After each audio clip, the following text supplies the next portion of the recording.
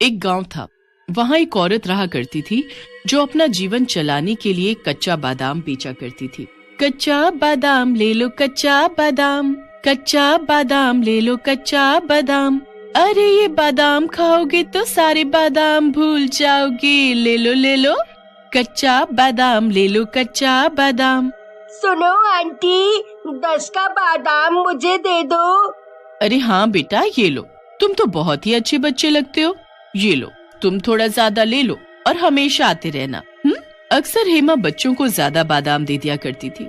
उसको बच्चे बहुत ही अच्छे लगते थे। अरे रुको बादाम वाली, मुझे भी बादाम दे दो। हाँ तो भैया, मैं कहाँ भाग रही हूँ। अरे ओ बादाम वाली, क्या तुम मुझे भी थोड़ा बादाम दे सकती हो? मुझे बहुत भूख लगी है, पर हाँ, मेरे पास पैसे नहीं हैं। अगर तुम मुझे बादाम खिला दोगी तो भगवान तुम्हारा भला करेगा। आप परेशान ना हो, मेरे बादाम से अगर किसी का पेट भरता है तो ये तो मेरे लिए खुशी की बात है। लीजिए, आप ये बादाम खा लीजिए। हेमा रोज अपने घर से शहर जाती थी और रास्ते में कच्चा बादाम बेचते हुए जाती थी। उसके पास एक बड़ा सा टोकरा भी था जिसके अंदर बहुत ढेर सारा बादाम लेकर जाया करती थी। भाई साहब, जरा मेरा टोकरा उठाने में मदद कीजिए तो, बादाम ज्यादा हो जाते हैं तो उठा ही नहीं पाती हूँ। टोकरा उठाते हुए हेमा धन्यवाद कहकर चली जाती है। कच्चा बादाम ले लो, कच्चा बादाम, कच्चा बादाम ले लो, कच्चा बादाम। अरे हेमा, तू आ गई? चल अब बादाम दे दे, कब से इंतजार कर रहे थे। हाँ मुझे भी दे दे, पता नहीं तेरे बादाम हम ना खाएं तो मजा ही नहीं आता है। अब तो आदत सी हो गई है। हाँ तू बता कि तेरे बादाम इतने मीठे कैसे होते हैं, कहाँ से लाती है ये तो बता। हाँ हाँ बोल, हम किसी और का बादाम लेते हैं तो वो या तो खराब निकल जाता है या तो बेस्वाद होते। बस आप लोगों का प्यार है। ये बात एक लड़का सुन रहा होता है। वो रोज नोटिस करता है हेमा को। उसको भी उसके बादाम अच्छे लगते हैं, लेकिन जब वो कभी भी पूछने पर अपने बादाम का राज नहीं बताती है तो वो तय कर लेता है कि वो पता करेगा कि वो बादाम कहाँ से लाती है और उसके बादाम इतने मीठे किस कारण से हैं। अच्छा, अब मैं भी घर चलती हूँ, शाम होने लगी है, बहुत दूर जाना होता है। चलो, अब वो घर जा रही है, उसके पीछे चलता हूँ। वो हेमा के पीछे जाने लगता है। जाते जाते वो देखता है कि वो एक घर में घुस गई है। अरे ये तो एक घर में घुस रही है, लग रहा है वही उसका घर है। लड़का झांकने लग जाता है उस घर की खिड़की से। वाह, आज तो सारे बादाम बिक गए, पर आगे के लिए काम करना पड़ेगा फिर। इतना बोलकर वो अचानक से एक सुंदर लड़की का रूप ले लेती है और खुद को शीशे में निहारने लगती है। लो, हो गई मैं तैयार। हाय, नजर ना लगे मुझे किसी की, कितनी सुंदर हूँ मैं। अब जरा चलूं शिकार करने। अरे बाप रे, अरे बाप रे, ये क्या आफत है? ये इसने कैसे किया? और अब ये क्या करने वाली है? लग रहा है घर से बाहर निकल रही है। मैं छुप जाता हूँ। फिर वो उसका पीछा करने लगता है और देखता है कि वो कार रुकवा रही है। क्या आप मुझे थोड़ी दूर छोड़ देंगे? मैं यहाँ फंस गई हूँ। वो कार चालू करता है और कुछ आगे बढ़ता है। आप जैसी खूबसूरत लड़की आधी रात में कर क्या रही है? थैंक यू, बस मुझे यही छोड़िए, आप भी कम हैंडसम नहीं है। अच्छा बताइए, आप बादाम खाएंगे? जी जरूर, अगर कोई खूबसूरत लड़की बादाम खिलाए तो ऐसा कौन बेवकूफ होगा जो मना कर देगा।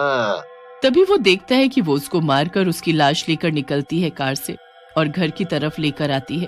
अरे मोरी मैया, इसने तो उसे मार दिया, पर अब ये क्या करती है ये भी देख लूं, तब ना जाकर लोगों को बोलूंगा ये बादाम वाली जिसको हम भोली औरत समझते थे वो कैसी है।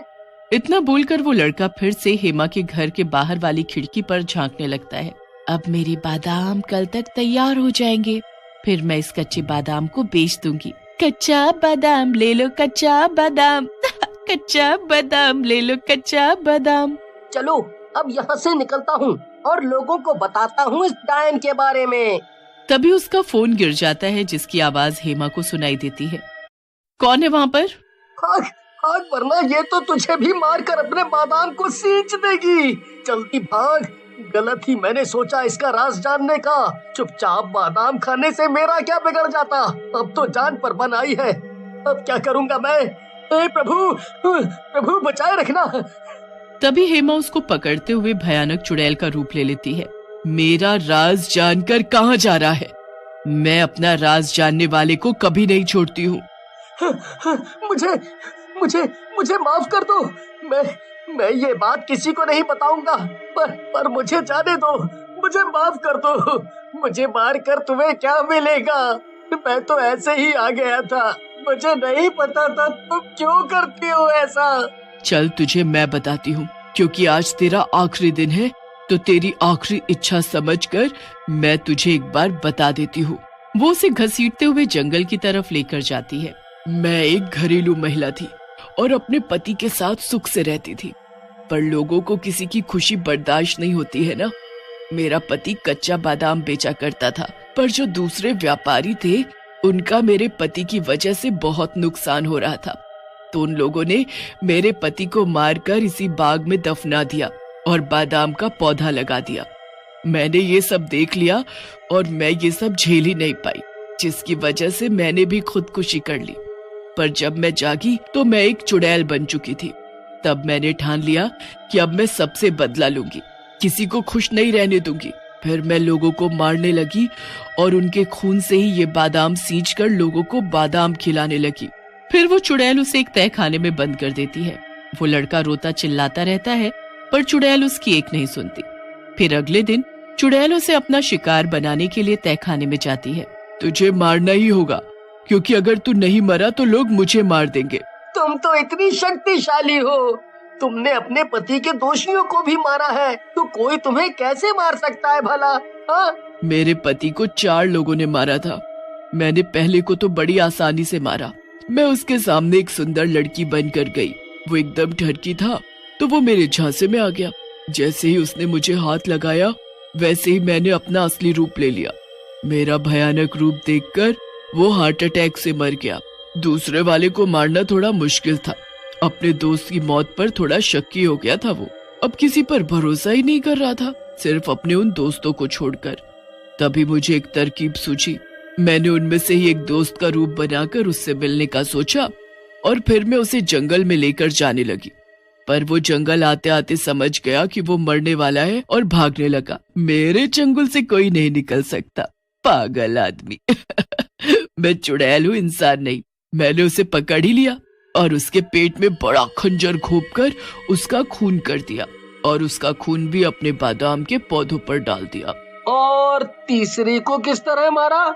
तीसरे वाले को मैंने एक सुंदर लड़की बनकर अपने प्यार के जाल में फंसाकर एक सुनसान राह पर ले जाकर गाड़ी में उसका खून पी लिया। और बाकी लोगों का क्या किया तुमने? उस चौथे वाले को मारने की जरूरत ही नहीं पड़ी। उस बेचारे को इन तीनों के कत्ल के इल्जाम में फांसी हो गई। फिर क्या? कुछ नहीं। मैं क्या तेरी दादी नानी हूँ जो तुझे कहानियाँ सुनाती रहूंगी? नहीं, फिर भी कुछ तो और हुआ होगा ना, कुछ अलग जो तुम्हें याद हो, या कोई बात जो तुम बताना चाहती हो। मुझे तो वैसे भी मरना ही है, तो जानकारी के साथ मरूं, है ना? यहीं तैयार बैठा हूँ तुम्हारी बात सुनने को। तुम चाहो तो मुझे सब कुछ बता सकती हो। तुम्हारा राज मेरे साथ ही दफन होना है वैसे भी।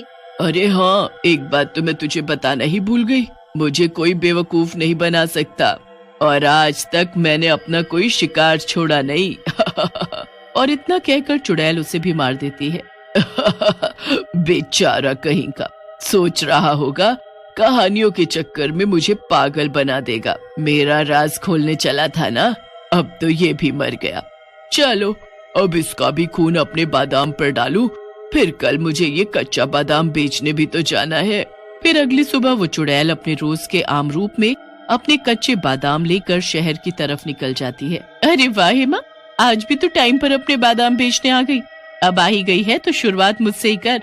मुझे ही खिला दे अपने कच्चे बादाम। हाँ हाँ, ले लीजिए बादाम। और ये तो बता दे, तेरे बादाम इतने मीठे कैसे होते हैं? हेमा मुस्कुराते हुए अपना टोकरा सर पर उठाती है और आगे बढ़ते हुए गाना गाकर अपना बादाम बेचने लगती है। कच्चा बादाम ले लो, कच्चा बादाम।